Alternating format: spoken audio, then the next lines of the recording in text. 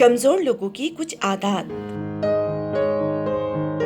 रास्ता ढूंढने बनाने के बजाय बंद दरवाजों के बाहर खड़े होकर बुरा भला कहते हैं। दरवाजे बंद होने की शिकायत में कीमती वक्त जाया करते हैं। हल तलाश करने के बजाय हालात का रोना रोते हैं। उनकी अना आसमान से बातें करती है, अपने सिवा किसी की नहीं सुनते, बल्कि फख्र से कहते हैं कि मैं तो अपनी भी नहीं सुनता। हल तलाश किए बगैर हार मान लेते हैं।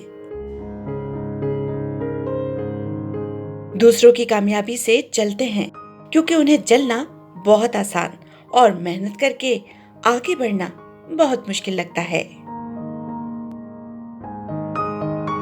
बहुत जल्दी गुस्से में आ जाते हैं। दरगुजर करने के बजाय बात का पतंगड़ बनाते हैं। अपना आप अपने ही बस में नहीं होता। चार बंदों की तारीफ से चैन नहीं पड़ता। चाहते हैं कि हर बंदा उनकी तारीफ करे।